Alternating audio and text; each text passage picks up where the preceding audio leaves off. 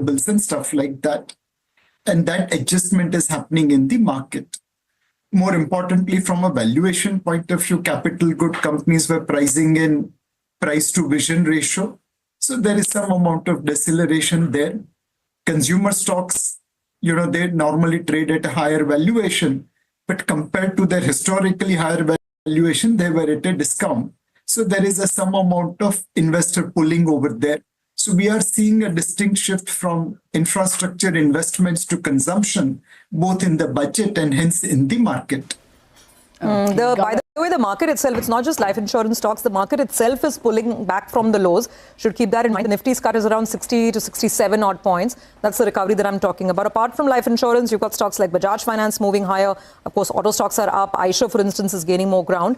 And the Bank Nifty is also trying to reduce its losses. You're right. Bank Nifty and mid-cap index were down about 1.5% at one point in time. Now down almost like 0.5%. So it's a fairly decent recovery that we've seen.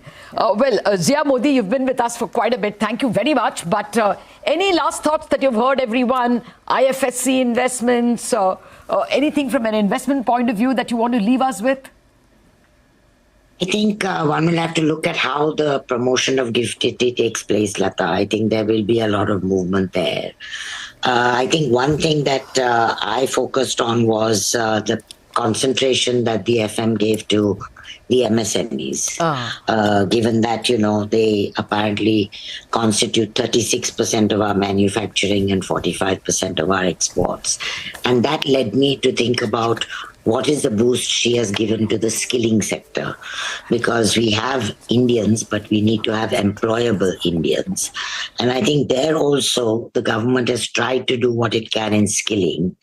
And in addition, I don't think anyone has mentioned the AI part of it, where the government has basically said that they're going to set aside a large amount to train people in AI for the Excellence Center.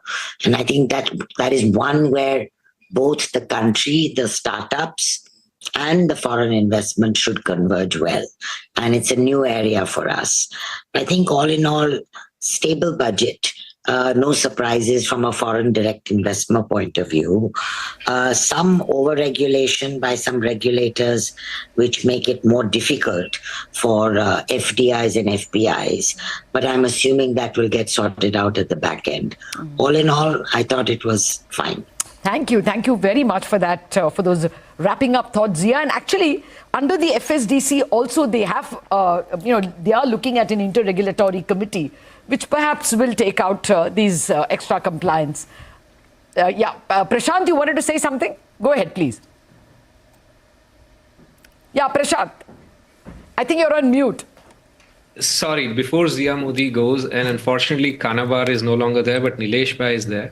So a lot of things have been said about Gift City and the positives. Yeah. In fact, I would say, despite my overall very positive view on the budget, and in fact, I believe it's the best budget in a long time, it did nothing to address the core problem of Gift City, which is that under Section 9A of the Income Tax Act, which Nilesh Bhai is very familiar with now, fund managers like me or my peers who are seated in Singapore or Hong Kong or London, who are managing FII funds are effectively prevented from relocating to India, to Gift City. So you can relocate a few funds and make it like a mini Mauritius. But unless the fund managers are allowed to relocate, Gift City can't be made into the kind of city that our Honorable Prime Minister Modi ji has dreamt it to be. Just to complete the thought, metaphorically speaking, to grow a tree, it is not sufficient to have good soil, water and sunlight. Most crucially, you need the seed. And the fund managers and investment teams, their investment managers are the crucial seeds to grow those trees, metaphorically speaking. So I must add that all this excitement around Gift City results into nothing but zero unless that issue is addressed. I'm glad you raised that, Prashant, and I want to go to Ashok on this because we were debating and discussing this earlier as well. What clarifications come and haven't on the relocation part. That and one more thing, Ashok, I remember this was a very big ask earlier basically some of the non-bank units that are operating in GIFT, they wanted to get parity with the bank branches, the bank units in GIFT, in terms of issuing instruments like ODIs to overseas investors. That was a big ask. I don't know, I've not seen it in the fine print so far, but your thoughts on some of the issues that Prashant has also raised? No, you're right. I mean, I have now seen the detailed fine print on IFSC, and the amendment required for Prashant to relocate to India is still missing. I mean, it goes back, his and my discussion goes back to many, many years when we first made this request to the government. But sorry, Prashant, there has not been an amendment, and the rules still remain rather rigid, which effectively means that existing funds operating out of Singapore, most of them are now from Singapore, not so much from Mauritius, are finding it difficult to relocate their fund managers. You can relocate the fund, but if you can't relocate the fund manager, then who's going to manage the fund? And I think sooner or later that change has to happen. Having said that, there is an interesting change that they have made in the GIFT City rules, which is what they've said is, if there are two related companies and you have a treasury company located in the GIFT City, historically, when there is a transfer of money from one related company to another related company by way of a loan, it's deemed to be dividend in the hands of the receiving company. What they have now clarified is that if the giving company is based out of GIFT City, then any loan given by that company to a related company not based in GIFT City is not subject to deemed dividend tax. So that's a very positive step forward in terms of enabling large corporates to set up their treasury business, certainly in GIFT City, both domestic as well as global companies, without causing a deemed dividend tax. But to the point that was made by Prashant, we probably have to wait one more year. And what about ODIs, Ashok? What about ODIs? Because some of Nilesh Bhai's peers, for instance, I mean, Kotak has a unit. Many other Indian entities have set up non-bank units in GIFT, and they all want to be able to do the business on ODIs as well, which I think the tax benefits are restricted to the bank branches right now. Did you see anything there?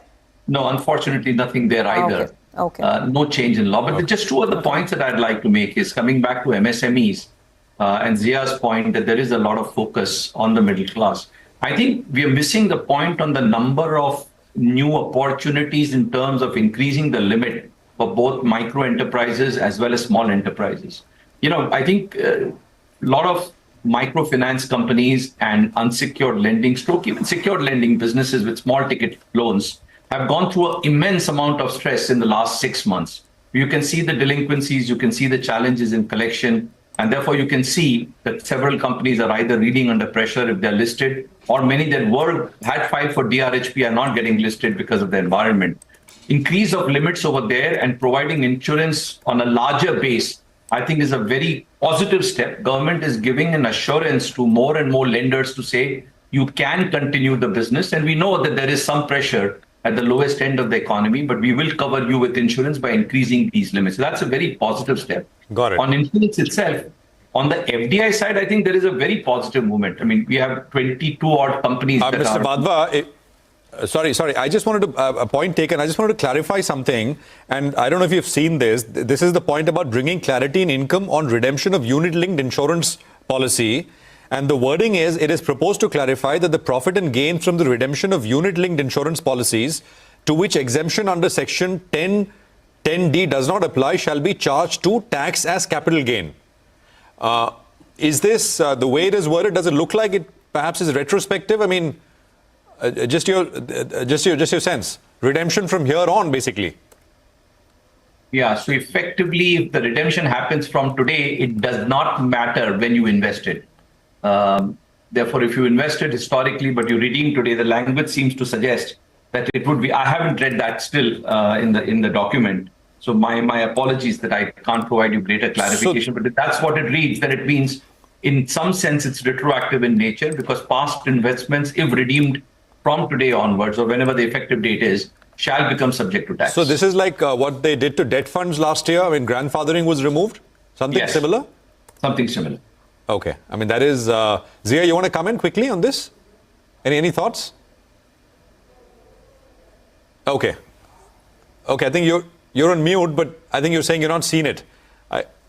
I've not seen it. I've not seen. Okay, all right. We'll have to, I think, clarify with our with Sapna, reporter in Delhi, whether this is what they mean. I'll have to run to the money control interview that I have right. Prashant, carry on. Let me just actually toss it across to Shireen now, who's at the CIA budget headquarters with the panel of guests there. Shireen, over to you. Well, thanks very much, guys.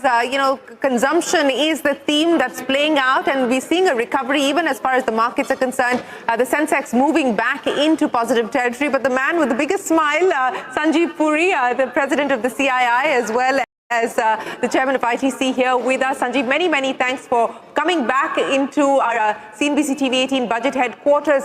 Consumption, that middle class boost that was being asked of, the finance minister perhaps doing more than even what industry was expecting. What do you make of it? Absolutely. I think the relief to the middle class is very welcome, and it's going to certainly provide impetus to consumption, and therefore, contributing to the virtuous cycle of investment and employment. And this was much needed at this point of time.